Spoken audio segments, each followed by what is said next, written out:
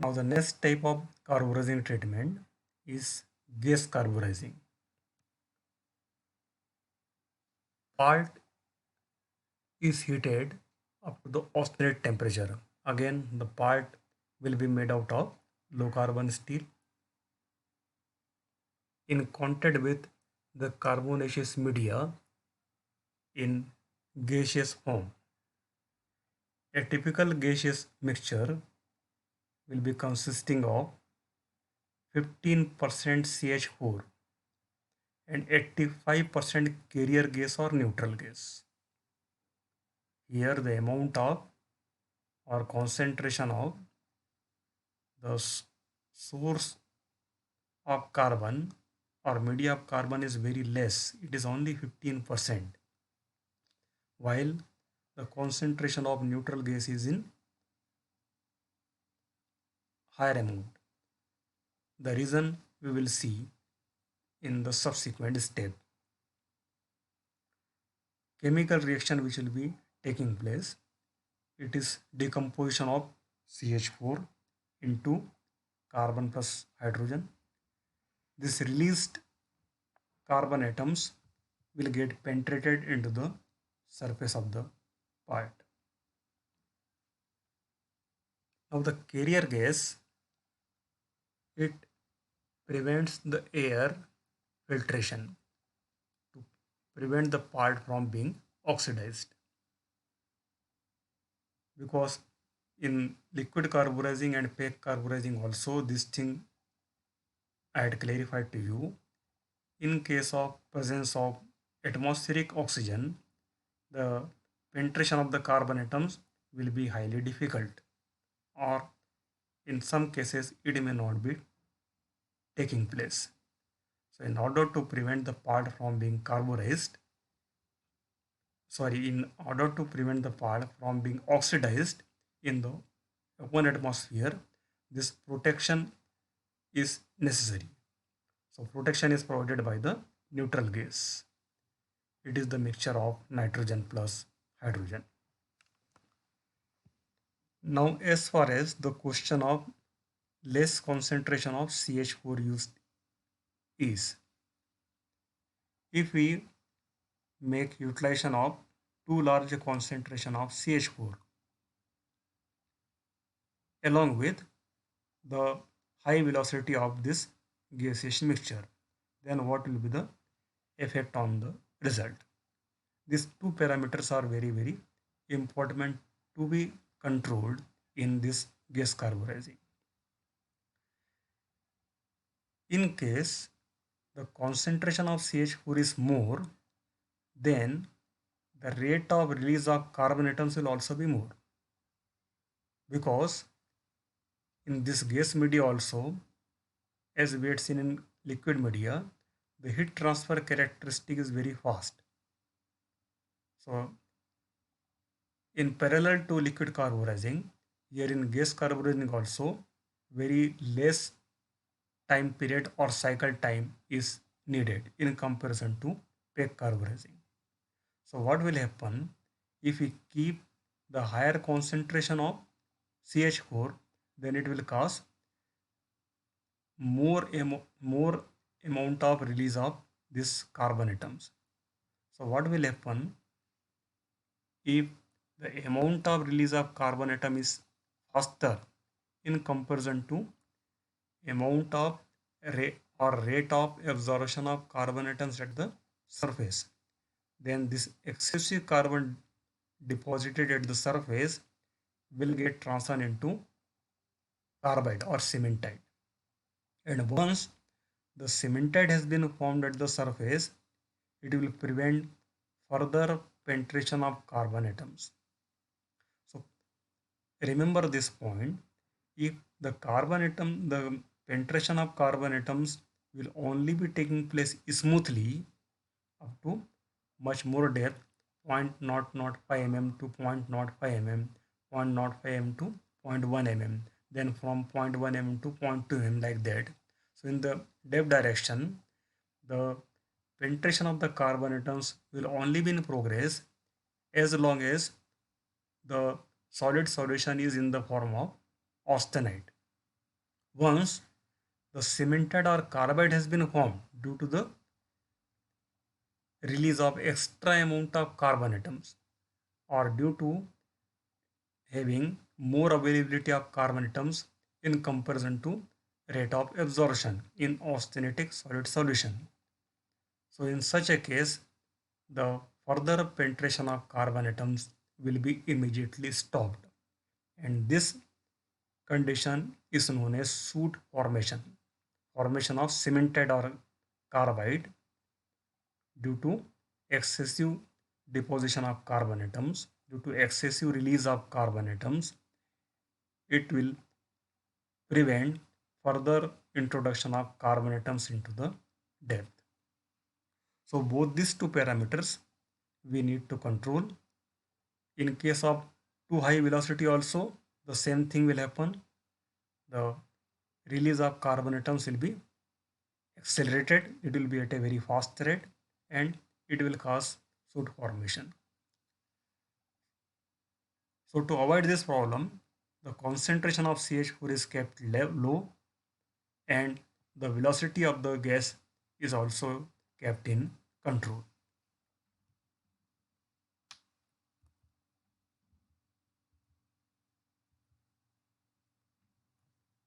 When you compare the liquid carburizing and gas carburizing, here no or little pollution is involved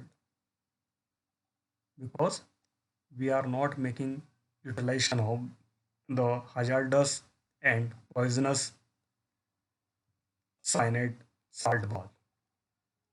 Plus, compact work area is required. Even you can associate this gas carburizing unit along with the production unit. So directly you can attach this unit with the production line.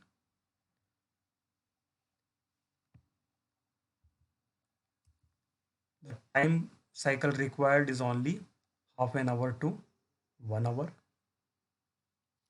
So due to three main reasons, gas carburizing is more preferred carburizing treatment in the industries.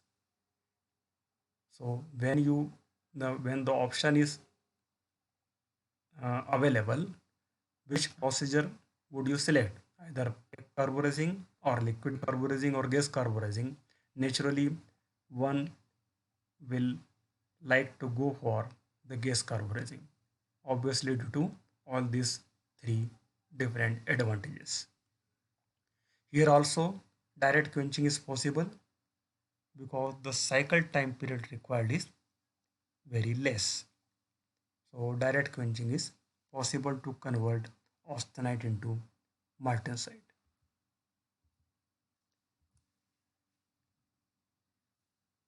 Its a disadvantage is the gas carburizing is proved to be economical only for small lots.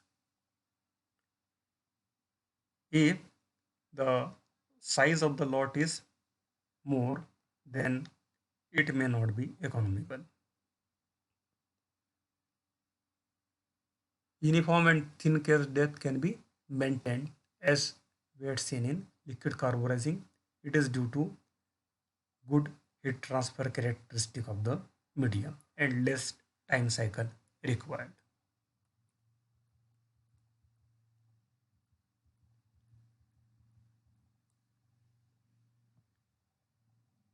Now we'll see about flame hardening and induction hardening.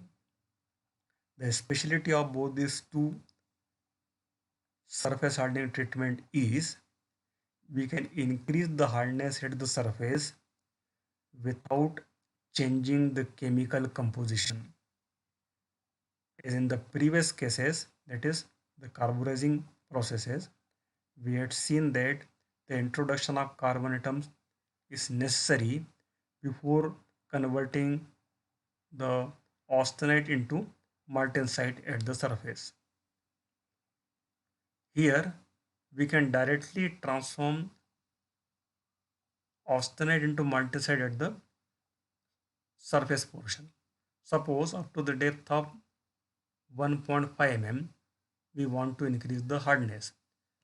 So what we need to do, we have to manage the procedure of heating in such a fashion that only up to the depth of 1.5 mm the obstinate temperature should be reached, and below 1.5 mm the temperature should remain well below obstinate temperature.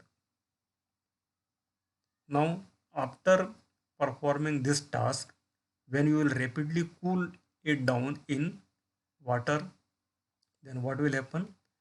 The austenite which has been formed at the surface, that is up to the depth of 1.5 mm, it will only get transferred into martensite, while the center portion will remain as it is. It is in the untransformed state because at the center portion we had not converted into austenitic state.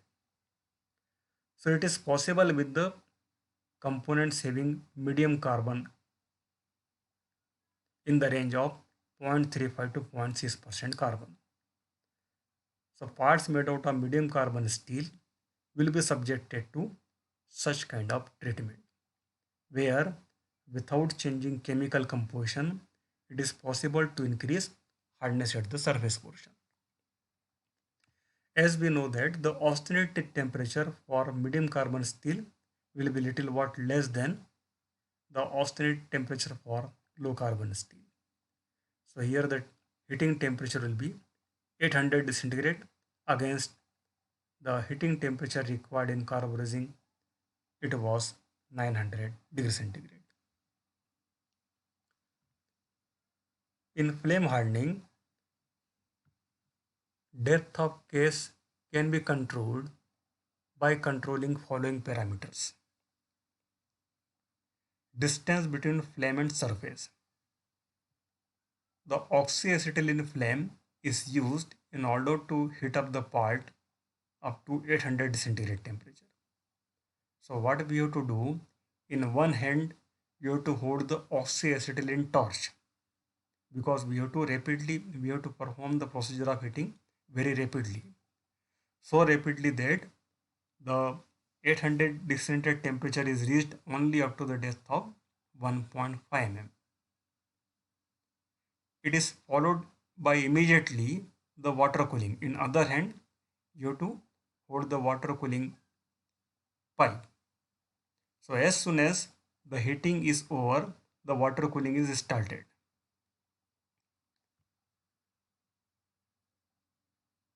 So first parameter is distance between oxyacetylene flame and surface to be hardened. Second parameter is gas pressure and ratio. Third one is rate of travel of oxyacetylene torch. And last parameter is quenching media. Now, more the distance between oxyacetylene flame and surface,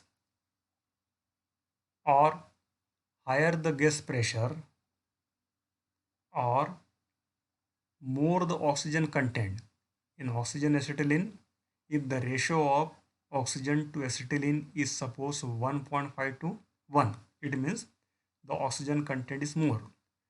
The nature of flame will be oxidizing and it can achieve the temperature up to 3200 centigrade.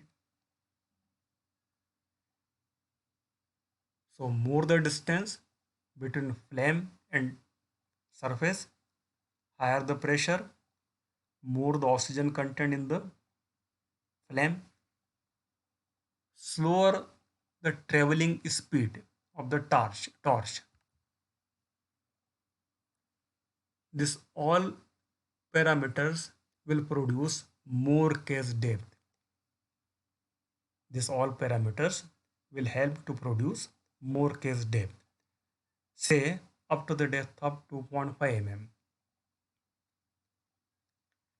If if we want to produce the hardness up to the depth of 2.5 mm, and in another case we want to produce the case depth up to 1.5 mm. So when you compare both these two cases, then you can apply these parameters in a different way. To produce the case depth of 1.5 mm, you have to maintain less distance between flame and surface. While in case of production of 2.5 mm case depth, you have to maintain more distance between surface and the flame. So more the distance, up to much more depth, the heating will be performed. Similarly, slower the speed of travel of torch, up to much more depth, the heating procedure can be performed. More the oxygen content, higher will be the temperature of the flame, and thus up to much more depth the heating can be performed. So these all parameters we need to control as per our requirement. If the composition is changed, suppose the composition is 1 to 1, oxygen and acetylene both are in equal concentration, then the nature of flame will be neutral, and the temperature which can be achieved is 2500. If the concentration is 1 to 1.5, it means the oxygen content is less. The nature of flame will be reducing, and temperature can be achieved only 2000 degree centigrade. Case depth can be produced by flame hardening as well as induction hardening. It is 0.5 mm to 5 mm. So remember that less than 0.5 mm case depth is very difficult to be produced. Why? Because in order to produce very less case depth, suppose you want to produce the hardness up to the depth of 0.2 mm, then it is not possible with both these two processes. Why? Because the heating rate we have to provide is very fast in case of production of very less case depth, 0.2 mm case depth. In case of 0.5 mm also, we have to perform the heating rate at a very fast rate. But what will be the difference, practical difference you will notice in between the step of production of 0.2 mm case depth and 0.5 mm case depth. In case of production of 0.2 mm case depth, you need to require a very fast heating rate, because we do not want to heat up the part below 0.2 mm. So if we do not allow the part to get heated up to alternate temperature below 0.2 mm, then very fast heating rate will be required. So if the heating rate is accelerated beyond a practical limit, then due to wide difference in temperature between surface and center, your part may get cracked. That's why practically it is difficult to produce the case depth less than 0.5 mm, because already in case of production of 0.5 mm case depth, we need to apply very fast heating rate. But practically it is possible to manage the development of stresses and to manage the development of cracks if the case depth to be produced is more than 0.5 mm, and it is highly difficult if the case depth to be produced is less than 0.5 mm, because in such a case it is not possible to prevent the part from being cracked or distorted. So this is the reason why the minimum case depth can be produced by flame hardening and induction hardening is 0.5 mm. Now, as far as the question of induction hardening is concerned, the working principle will be same, only the method of heating will be changed. Instead of flame, we can heat up the part by inserting the part in an AC carrying coil. Here the heating will be conducted in a very less time period. What will happen when you will insert the part to be induction hardened in an AC carrying coil which is surrounded by water cooling, it will cause induction of eddy currents which will further heat up the part. So this procedure of induction of eddy current is very fast.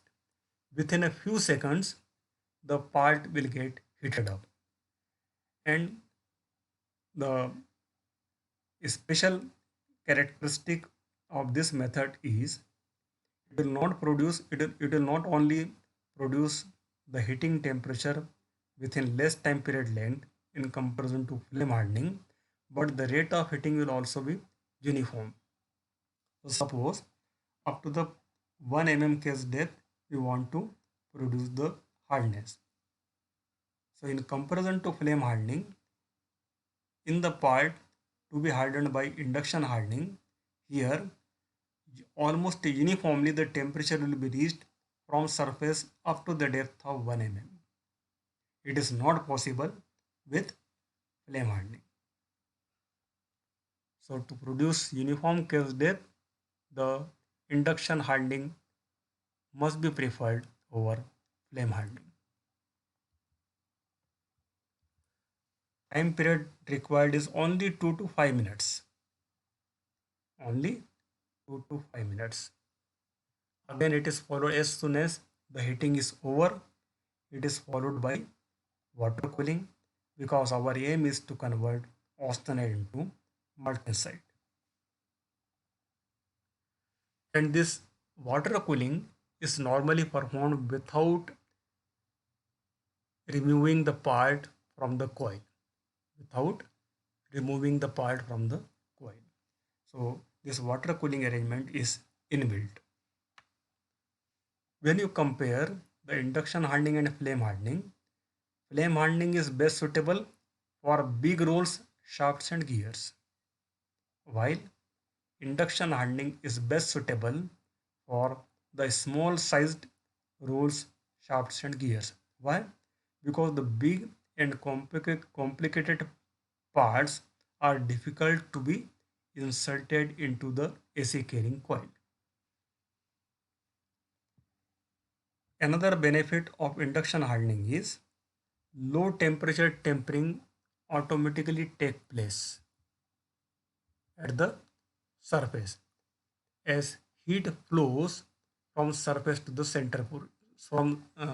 from center to the surface portion. What will happen when the austenite temperature will be reached? Say it is 800 centigrade temperature up to the 1.5 case depth.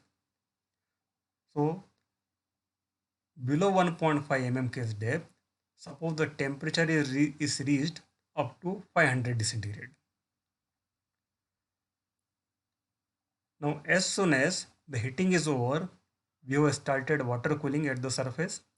So surface will immediately get cooled down, but due to poor thermal conductivity of steel, the center portion is still in hot condition in comparison to surface portion.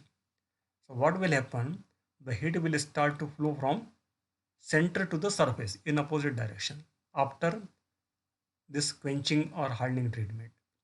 So the when the heat will start to flow from surface to from center to the surface portion, it will cause the little what increase in temperature at the surface portion. So surface portion which has already been transferred into martensite, it will get subjected to low temperature tempering. So this is another beneficial point associated with induction hardening.